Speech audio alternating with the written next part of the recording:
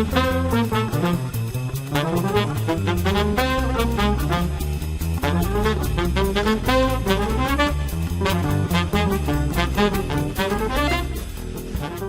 to Business Brains and the Bottom Line. My name is Paul Delegro, your host, and my guest today is Joey Kilrain, the founder of DED. Welcome to the show, Joey. Thank you, sir. Thank you so much for having me. All right. Well, like always, I do a little research into my guests, before I have them on to just learn a little bit about you, right? So not only do you have your own company, and we'll get into kind of some of the things you do later on. You're a very artsy guy. You're a adjunct professor at a fashion institute of technology. Mm-hmm. You're a graffiti artist. That's something I really want to talk about today. You're a car enthusiast, but I got one problem. You're from Philly. I knew that was going to come out, man. All the research. Well, it always goes back to Philly. Yeah, us Boston guys, it's after you beat us in the Super Bowl a couple years ago, it's not been the same. So welcome to the show, man. Yeah, cool, man. No, it's all good. And it's funny because whenever I think of like being raised in Philly, Philly had its own like world that we thought that's how it is, right? Like you and I spoke about that. Like you live in Boston, you're like, oh yeah, everything is this way. Yeah. And then when I moved to New York, I was like, whoa, dude, hold up. It is not the same. Like the short fuse, like the known thing about people from Philly is that they all have a short fuse. I don't care if it's a priest to someone in my family. Everybody has that fuse, and it burns quick. But what I learned was that in New York, I didn't see that, and people like at the couple of times where I did get hot, I was like, but yeah, that's normal. What's wrong with you? Like, I'm what do you mean calm down? I am calm. You're not calm, right? But again, it's like that whole like Philly thing. And I know Boston's got a very similar part.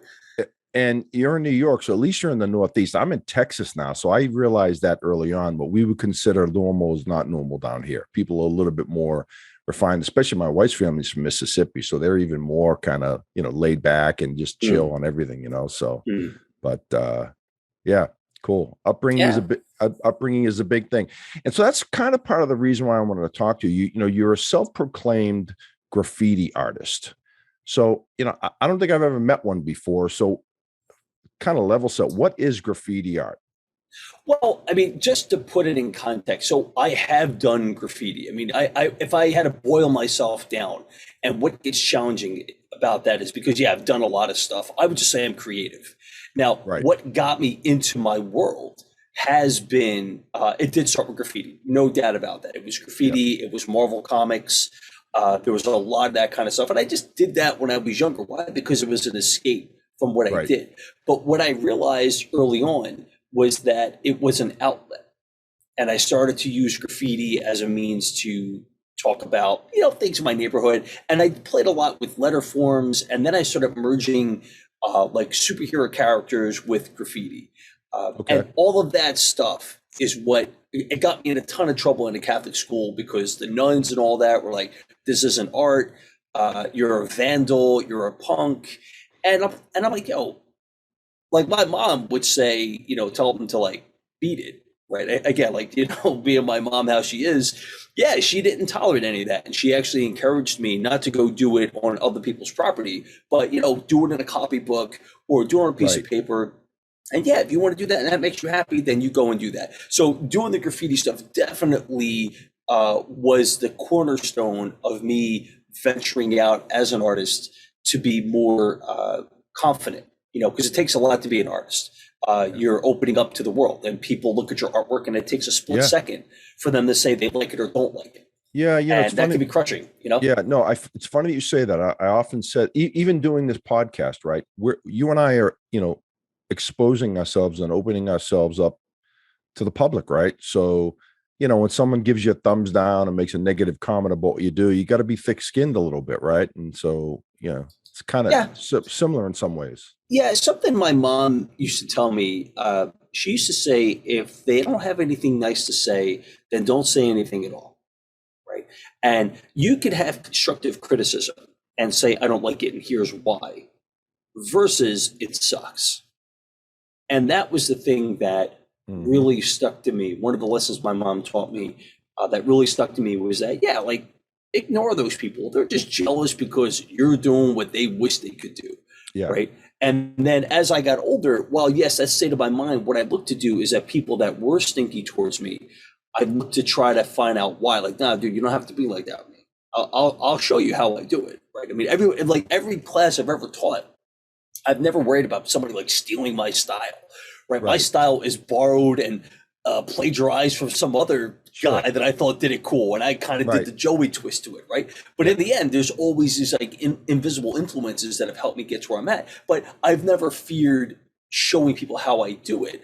I've always been open to say, yeah, let me show you how I do it, so you can show me how you do it, and we can inspire each other. And it's been like wonderful, to be honest, man. Like just to have that overflowing reservoir of talent and inspiration. It's like, yeah, I can look at any of my students that are current or graduated and think, yeah, I never thought you could do it that way. That's awesome, dude. Let me put a little bit of that spice over here. Yeah. So when you say you're an adjunct professor speaking, you just mentioned your students, what types of classes are you teaching? So I focus on visual design and user experience research. Now, for the audience, visual design is kind of like graphic design, except that we're more in like building digital products.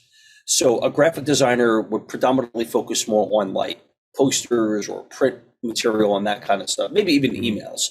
But a visual designer is more focused on the product development, product design. And I'm sure I'll probably catch a lot of heat because it does get very touchy for some people, but that's the way I perceive it. And then there's the user research part, which I think everybody knows. And that's basically like figuring out how that particular customer base wants to do stuff and how they want to get their work done. Right. But to be quite honest, I think what I really teach at the universities is neither of those. I think what I really teach is just confidence. Yeah. That's it, because the tech is going to change. Protocols are going to improve and whatever, but confidence, that's the last of your lifetime. Yeah. It's funny you said that. We had talked obviously before the show, and you had said something about growing up, you were kind of nerdy and you weren't that confident in yourself. Right. Yeah. So growing up in Philly was tough, man. I can imagine. But I mean, to talk about South Philly back in the 80s, I tell people, it was like living in Goodfellas. Yeah. Absolutely out of control, man. And there were people, and you and I spoke about some of the guys that, the guys that will remain nameless, that we actually met when we were younger. And it was all in the neighborhood. So you knew who these people were. Yeah. And it was like, just stay in your lane. If you're going to go start something, let it be known that that's person number one that's going to come look for you, or one of his people. And provided you all kind of stay under that roof, it's fine. But for me, I guess a little personal, my dad, he had a lot of trouble with alcohol. My dad came back from Vietnam, and there were no things in place to help him to get on the straight and narrow. So he self-medicated. And unfortunately, the neighborhood was, the kids in particular they were terrible towards me, to be honest. Absolutely terrible. And I was already a shy guy, like I said, so that just made it worse. So drawing was a way to escape all that.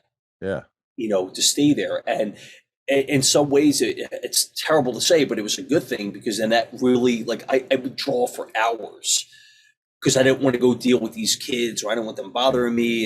And that was it. And that's pretty much what was my cornerstone as a kid. Yeah. So when did you know you had this skill? I mean, just as a kid drawing, and some people say to you, hey, those are really good. When did you know you had something there? Awesome. So I knew I had something.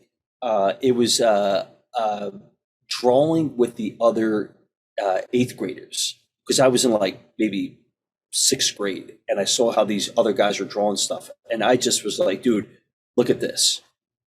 And at first I was super scared because you're showing up the bullies, right? You're the 8th graders, God forbid. But one of them, his name was Michael Harrow. Michael Harrow absolutely took me under his wing. Another was Nicky Fortunata, another guy in Philly. And these were kind of graffiti artists in general, and they were just nice.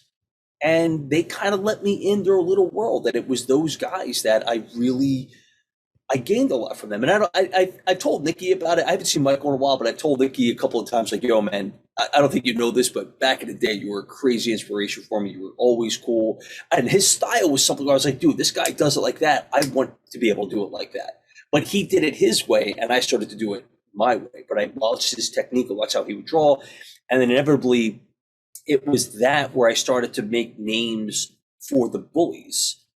And the girls, they're doing their names in graffiti, which I'll send you some pictures of it. But Yeah. those pictures, that's what made me cool with that, because, oh, it's Joey. Yo, he's cool, man. Don't worry about him. Joey, yo, cuz you're going to hook up my name? You're going to hook up my girlfriend's name? Yeah, I want my name and her name, and I want like a heart, and I want it like these colors. And I would do that. And then inevitably, as my mom had kept me in a lot of different art programs, I started learning how to airbrush on my own, and it was very similar to spray painting.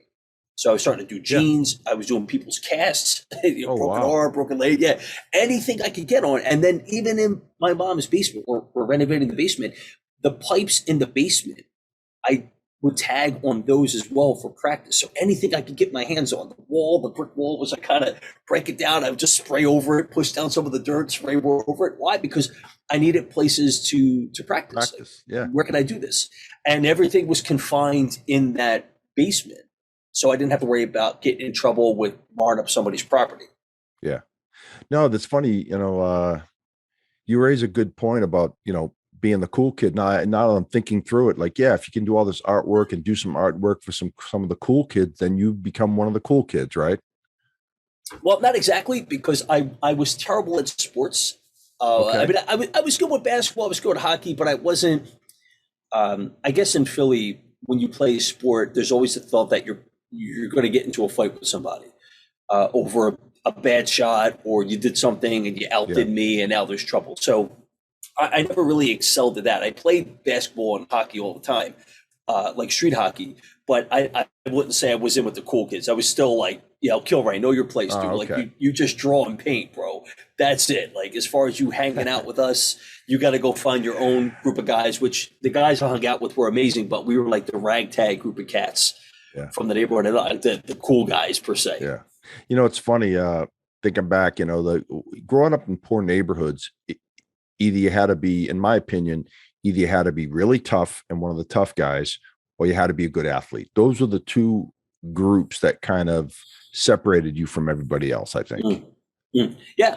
And with those in Philly, a lot of people in Philly know how to box. There's a lot of great boxers that come out of Philly, and I'll tell you why, because you see these dudes throw down, and it's like everybody wants to do that. But from a sport perspective, there were some guys that went like semi-pro that, like, were getting up there in the ranks. But something I noticed, it was in the late 80s, is when certain music started to get into our world, and people started to adopt and try to live that lifestyle that wasn't them.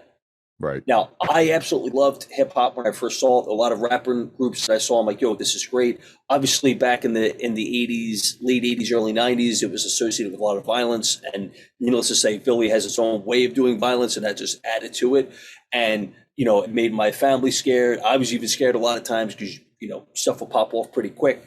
But for me, what I knew right away was that wasn't me.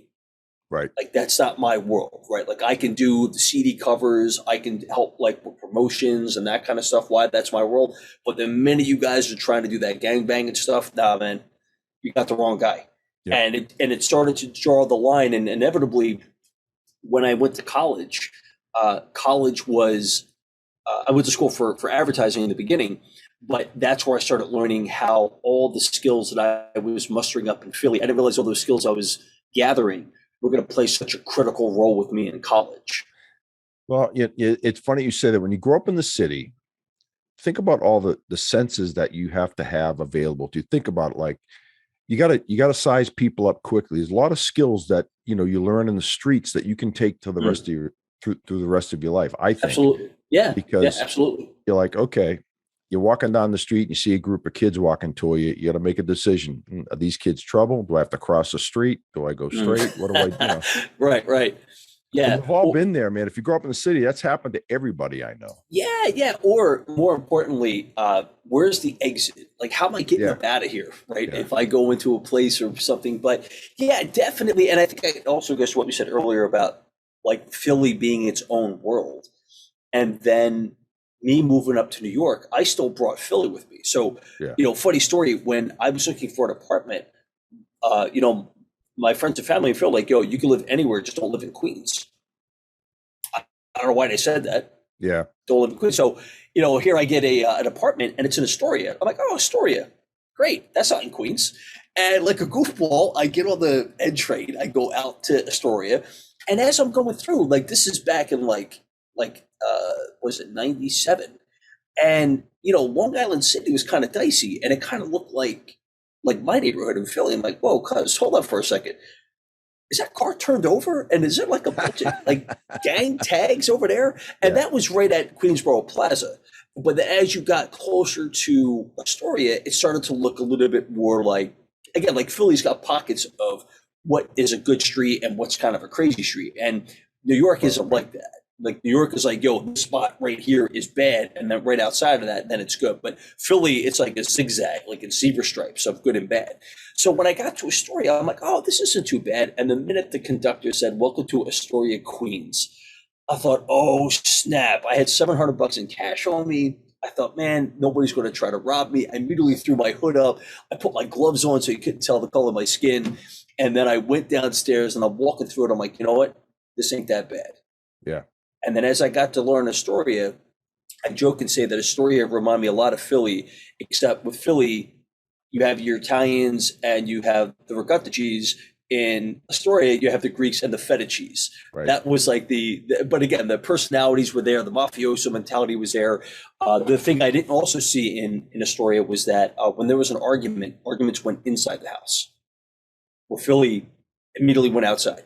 Yeah. And it was public display, where in Queens I didn't see any of that. And then I think too, what I wasn't aware of in Astoria was that the homes out there at the time were already at like $1 million, right? And the people are affluent. And here's this Philly guy coming in that's like blue collar family, Right. and I didn't have money like that. I had skill and I had knowledge, but I got real close with a lot of guys out there. I'd call them family now. Sure. And they all helped me just to kind of acclimate, like, oh, dude, it's chill, dude. You don't have to be that hot all the time. Just, don't be so jumpy. And it was great. Yeah. Hey, you just mentioned something, obviously I was trying to study up on like graffiti art and street art and all this stuff. And they talked about tags. What is a tag? Oh, tag is something you run up and tag your name real quick and move on. Just to say you were there. So someone would say, let's say they climb up a pole and they tag the name on the top of the pole real quick. You're not going to do a mural up there. You're just going to tag it real quick and run. Yeah. Now, I was not a tagger because I felt tagging, well, yes, did I tag? Of course. But I never found that to be like my calling because I didn't have enough time to really craft a message Sure. in the tag. So I learned how to do like my name real quick and do my stuff, whatever, even how to like cut your marker. Because back in the day, they didn't have chiseled markers. So we would take a razor and cut part of the marker off so that we can get that angle that we wanted. Yeah. But even that kind of stuff wasn't really me. I was more like, all right, dude, I'm going to sit down here in my little room and I got all my pencils, got all my stuff, and I'm going to create something. And it's going to take me a couple of hours. But when I'm done, it is going to be a work of art. And when I got into like actual spray paint, like when I did do a few walls, it was really planning that out before I went and did it, like getting the right cans, getting the right colors, and then going to do my thing. Yeah. I mean, I always wondered, you see the graffiti out on the trains and on buildings. And I often wonder, like, is that just some haphazard person just creating, or is that all planned out? I mean, how do they do that? I mean, it just looks difficult, I guess is what I'm saying. Yeah, so you definitely want to plan where you're going because in case you don't know, it's absolutely hard to run with a duffel bag full of spray paint cans. Right? I mean, I might be a quick guy. Yeah, I'm a quick guy, but you're running with that big ass bag and it's hitting your butt and you're trying to run and no, it just doesn't work. So normally you plan a spot out. Normally you're looking for a spot that it's well traveled, but it's not the beaten path.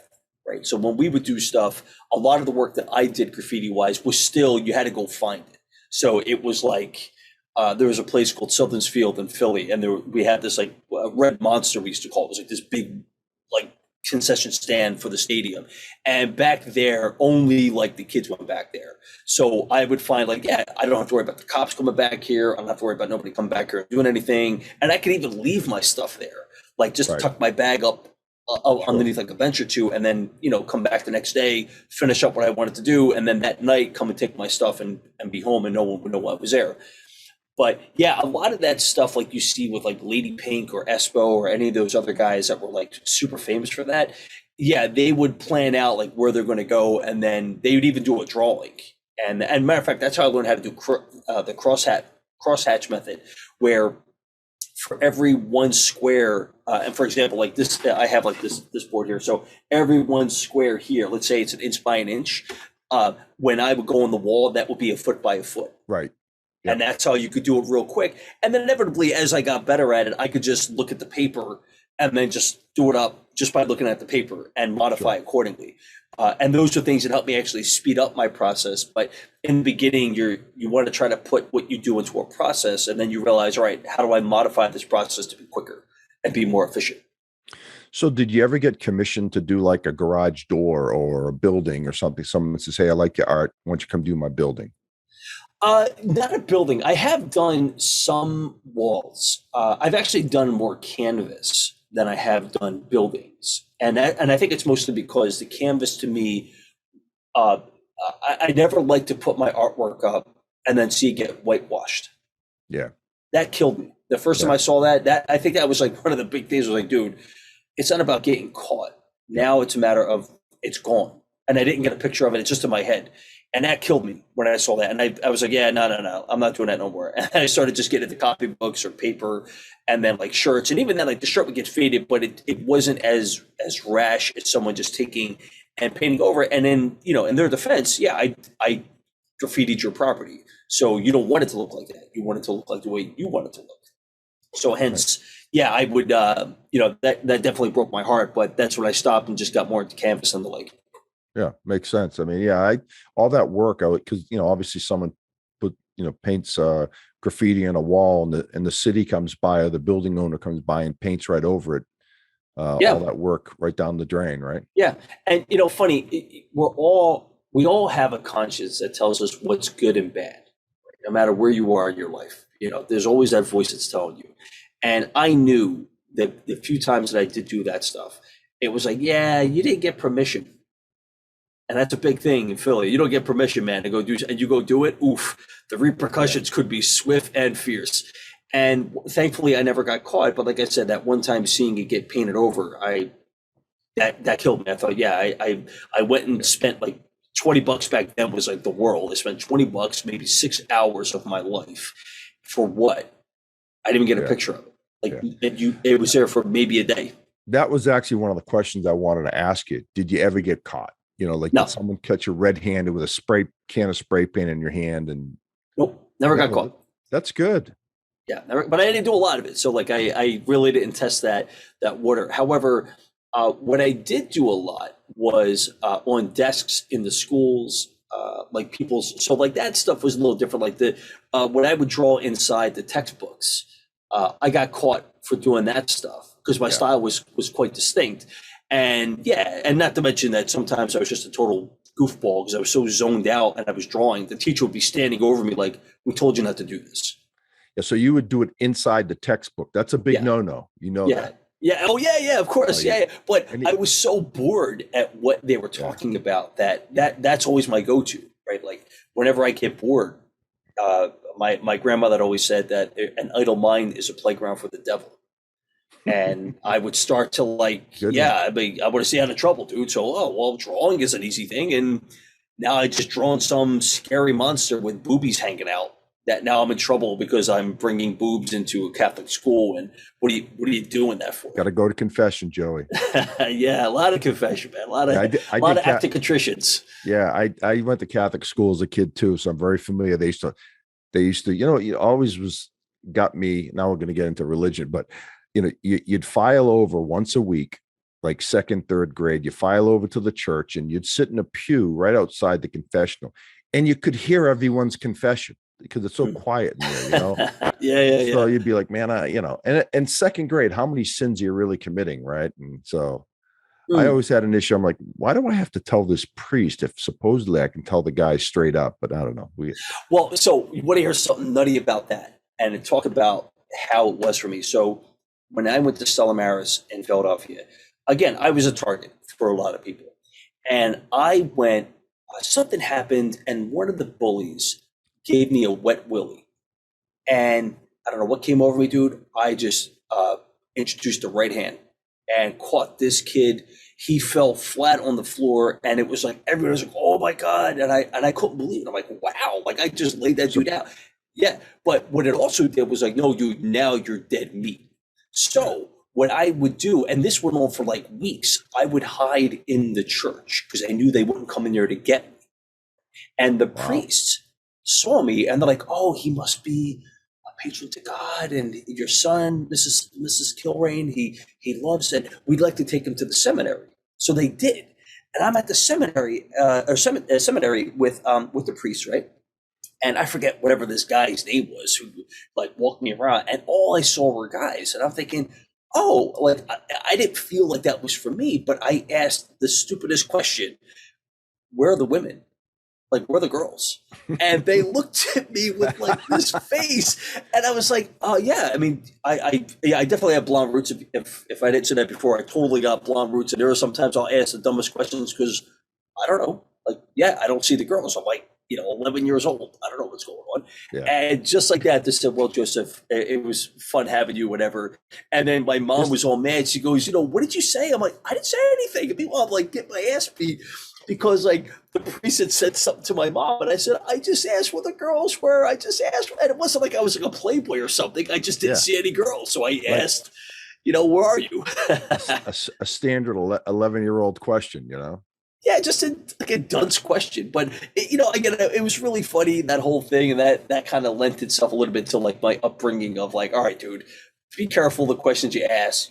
Kind of keep the questions in your head and ask somebody later on. Don't say it Yeah. out in the open just yet. We've all done it. So Joey, let's transition now. You talked about, your upbringing and your childhood and how art influenced you and all that. Well, explain how you transition that to a business, Mm. right? Because you're in a creative business. So obviously that's right down the middle of the plate for you. What possessed you to do that? Like, how did you get that? I'm always Awesome. interested in business and how someone gets a bit, what your idea was and how you Yeah, get it yeah, off the yeah. ground. Yeah. So you know what's funny? For business, where it really started was me just having like simple jobs in the neighborhood. Like my first job was a paper route. Yep. And amazing, right? I got my Huffy, I got a stack of Yep. newspapers, and I got to I drive had through. one. I had one too, Joe.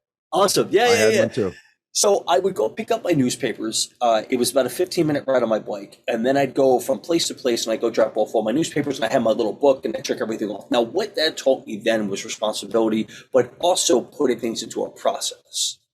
Now, as I got older, the paper route became less appealing. I don't know if you've had a paper route. So trying to deliver papers in the rain and snow, Oh, I know. Wintertime was brutal. amazing. Yeah. This generation will never go through that, dude. Yeah. And that's an amazing experience to deliver newspapers in the rain, in Well, the yeah. snow on your Well, bike. especially in the winter when it was snowing.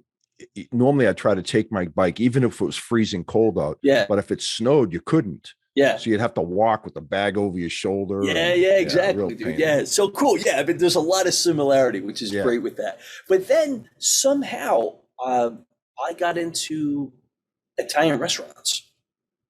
I was a quiet kid, uh, was really good at cleaning up stuff and organizing and just making sure everything, like that whole cleaning process was me. And I did that for a while in a couple of restaurants in Philly that had, certain people that would be in Yeah. attendance all the time. And from there, I transitioned into waiter because everybody thought being a waiter was cool. And with waitering, I actually started, I think my big waitering job was a restaurant called Nifty Fifties in South Philly. Absolutely loved that place. I met some of my best friends there. I had a lot of guys that I don't think they realized were mentoring, like Joe Donnelly and some of the other guys that were there. But yeah, like I learned how to service people, like how to make them happy. And a Sure. lot of it was sort of like what I do now. Yeah. I hear a customer's upset. What are you upset for? Or I can sort of prevent the customer from being upset by seeing the problem coming at us. So Right. like delivering food, if I know it's going to take a couple of minutes, I'll let them know. Or if I have a challenge with, I don't know, like customers being difficult, okay, I can go to my manager and help. But all that upbringing in Philly, all that waitering stuff really helped lay the groundwork to running a business, which again, no one tells you that. You kind of just Right. learn it. But Yep. when I moved to New York, my first job was working on Panasonic's website, right? That was number one. Second thing I worked on was a little blue pill called Viagra, which at 22, who needs a penis pill? Yep. Uh, but it was amazing because I learned all this stuff from all these amazing, crazy guys, like creative guys over there. And then after that, yeah, I kind of just fell into starting a business. I went into business with a friend of mine. We were technically unemployed for about 10 months as we were trying to find a client. We were trying to build our website to make it cool and all this kind of stuff. And we finally landed our first client. And funny enough, our first landlord of all people was Chuck Lowe. And Chuck Lowe played Maury in Goodfellas. He's the guy that gets stuck in the neck. Oh, really? Yeah, That's dude, it was funny. crazy. That's I'm funny. like, I'm looking at him thinking, no, wait, whoa, what's this? Who? And he goes, hi, I'm Chuck Lowe. And I'm thinking, wait, no, dude, you're the guy from Goodfellas, guys.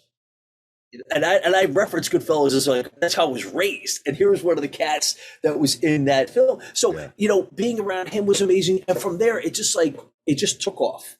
It totally took off. And while people have often asked me, how did I separate myself from the other designers? I told them I didn't really have to. They did it themselves. So Right. for me, I was less about like the tattoos and all that like flim flam stuff that I think a lot of guys do to kind of feel like an artist. And I thought you should just be you, man. Like I embrace being from Philly. I embrace the fact that, I love building classic cars. I love being a nerd. I talked about getting involved in martial arts, which is something that I really took a big liking to when I got to New York. I was able to hone a lot of my Philly challenges into like, a skill set with like different martial arts and the like. But yeah, as far as like the designer part goes, all I focused on was just making sure that when this customer meets me, I'm going to be the smartest person they meet today. That's it. Nice. And I'm not going to talk about pretty colors and all that. I mean, we can, but how do you build it? Like, what is that? Like everybody else has got an idea. I'm going to come with a solution and I'm going to make that happen for you. Yeah. No, that's kind of rule number one, right? Always go to your customer with solutions, not problems. Yeah, exactly. Like, or letting them know, hey, there's a change here.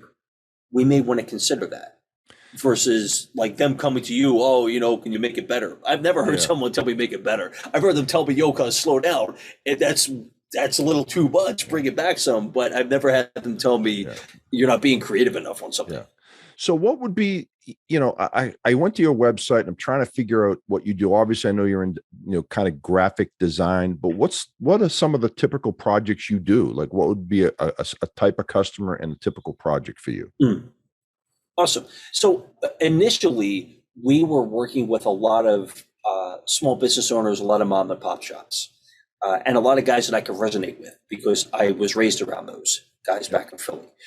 And what I did and I have a soft spot for those of the underdog because I know what it's like. So to be at this stage in my career and to see someone who's up and coming, I love being able to give back and say, let me help you in ways that I wish someone would have helped me. Or let me, do what I can do for you because I know what it's like to try that out. But my client base steadily increased to more enterprise level product. Right. So I work with a lot of big fish. I've worked with KPMG. I've worked with BNY Mellon. I've worked with Double Verify, the Weather Channel, IBM. Like all the big fish. I noticed you had some good logos on your website, so I assumed obviously you work with some of the big boys. Yeah, that's been great. And all of that didn't happen overnight. That's because I've been at this for about 20 years. It took about 5 or 6 years of sort of fumbling around, either working with nefarious people or disingenuous, I think is probably a better word, disingenuous people, working at startups that failed. But all that just added to my knowledge of how to circumvent problems or to see the problem coming, right? Like being from Philly, we're street smart. We know what's up, like you spot it. But business smart is different. Right. And I didn't have the business Agreed. smart. I had the street smart where I could read a fool, but the business side of it, I didn't know that as well. And that's what was super painful in the beginning. A lot of money was lost, a lot of time wasted, a lot of broken heart. But with all that said, what I didn't do is I didn't let it bring me down. I didn't let it define me. Right. Just because I failed, that's cool, bro. And it wasn't because I wanted to fail, it just failed. But that doesn't mean I'm a failure. That means that failed. Yeah. I could still do this again. And you be a fast learner. You don't want to keep taking those lumps. You sure don't want to be losing all that money. But, you're definitely, you're learning pretty quickly. And from there, that's what led to me meeting with guys, people like myself that have been through the ringer a few times. Like, oh, yeah, this guy seems legit or she seems legit. And let's pair them up and see what they do. And it's at that point, it just became like networking. Yeah. I made it all work. Yeah. Mm-hmm.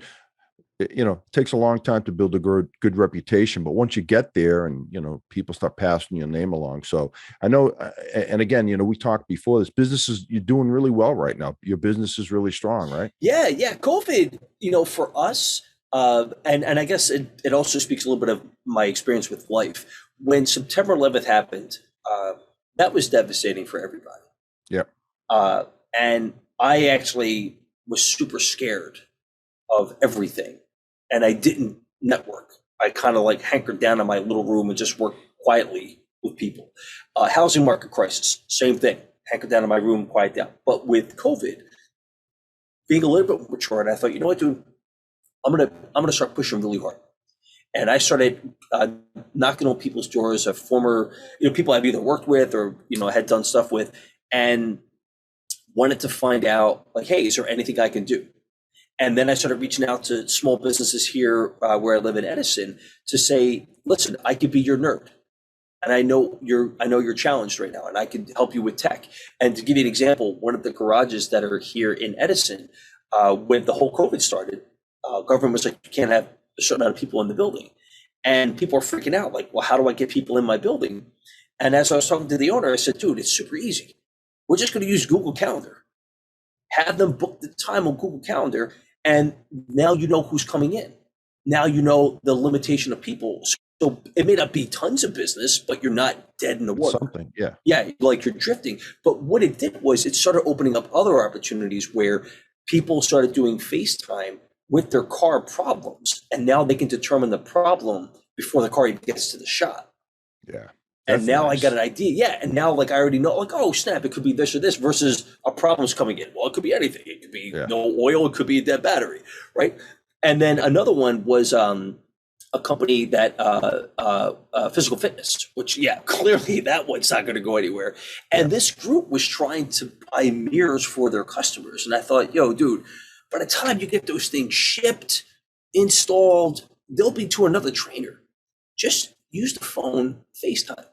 Yeah. That's all it is. And then all of a sudden, these Zoom yoga classes became the norm about 3 or 4 months in. Why? Because people wanted to still live. I mean, granted, we had to live kind of segregated, quarantined from one another. But let's get it going. And the tech really came through. And for me, that really opened up my business opportunities.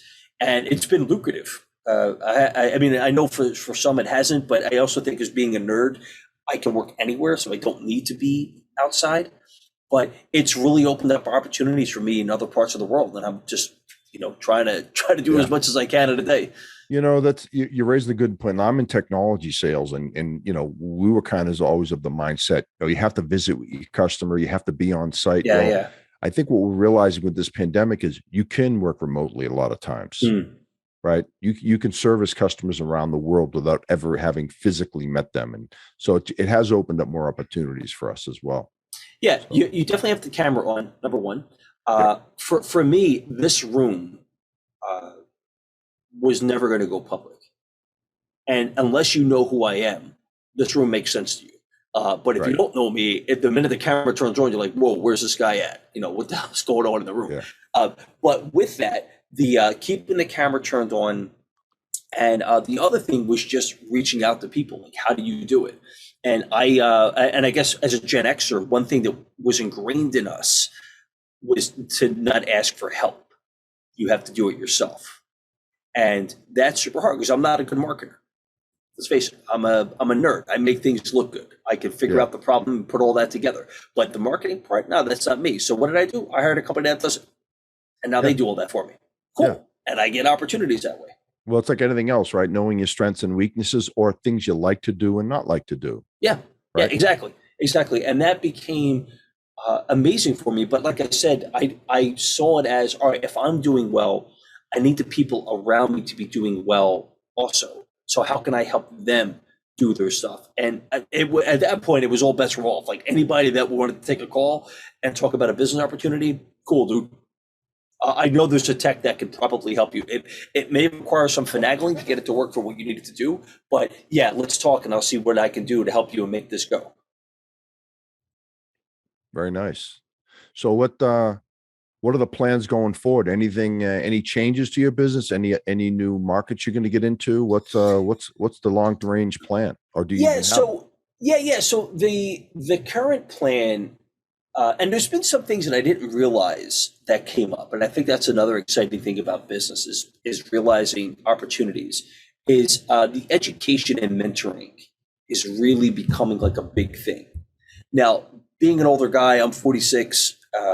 I think a lot of times people say we're old, an old designer, because you're 46 and you're not like the 20s or 30s. I'm like, dude, I'm just getting started. Like all that knowledge of 10 years or 20 years of doing this kind of stuff. Now I know how to not only do it for myself, but help you do it for you. Yeah, Right? Like, what does that mean? it's a mindset. It Yeah, really is. but it wasn't like that for like if you think about the people that are in your 40s when you were younger, they didn't see I could mentor. They Right. didn't see they can give it back. And not to mention, the planet is actually a really big place. And with Zoom, I can mentor with anybody.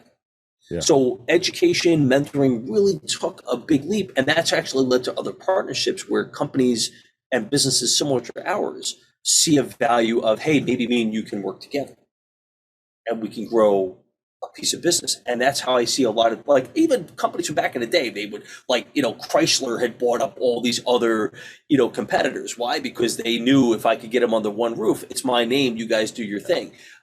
Ford and Carroll Shelby, like all those guys. Yeah, it was all that buying smaller companies. It's no different now, except now I don't have to meet you in person and we don't have to be in the same time zone. Just, pick a time that's convenient Yep. and we'll make it happen. Sounds good. Mm-hmm. Well, Joey, before we finish up here, any pearls of wisdoms for the crowd out there? Any last closing thoughts before we kind of sign off here? Yeah. I got one awesome one for you, and that is the world is full of inspiration. To notice is technique. That's it. There's so many things that I can just look at it and get inspired off of and think, hey, I can do something better with that, or I can make that work for me in some capacity. So you always got to look around and see what opportunities are there because you never know. It could be right under your nose. Yeah, no, that's a good point. And you got a great attitude. You're very, upbeat. Yeah, it's the way you have to be, right? You look at the glass half empty or half full. And so Yeah, and people pick up on that. Yeah. Yeah. I clients, yeah. Completely agree. If you're upbeat and positive, that you've got a certain look, feel about you that people want you. It's like a magnet. People want to be drawn to work with people like that. They want to, they don't, I mean, there's plenty of sour sops out there, man. And in a way, again, I feel bad for them, whatever I can do to help you guys like to get out of that zone, because it doesn't have to be that way, but it does take change. And I think that's one of the challenges that our entire species face is the ability to change. And those that were able to adopt this COVID lifestyle, you see how well they're progressing. Yeah. Both from like financially and mental health. And those that can't, you see how difficult it is. And it's like, just change a little bit, man. Just try to work together. We can get this to go. Sounds good. Well, Joey, I learned a lot today about you and graffiti art and all the things that you do. And I really enjoyed having you on. Hey, like I told all my guests, you never know. Maybe we'll have you on again at some point. Yeah, awesome. And I had a great time talking, Paul, especially even admitting that the Eagles did beat Patriots, no hard feelings, but they beat him the Pats beat him in 2004. So we're even, I guess. Yeah. Well, that whole thing again, watching that game, when I saw Brady go down, I thought when they finally sacked him, I thought, yeah, dude, it's over. Like they were able to get through. And then at that point, Philly became a zoo. Not that it isn't, but the zoo, like all the doors were open to the zoo, and it just was pandemonium down there. Which I can imagine. Which amazing. Yeah. So. Well, cool, awesome. Joey. Again, thanks for being on the show. Really appreciate it. And that's a wrap for Business Brains and the Bottom Line. Until next time.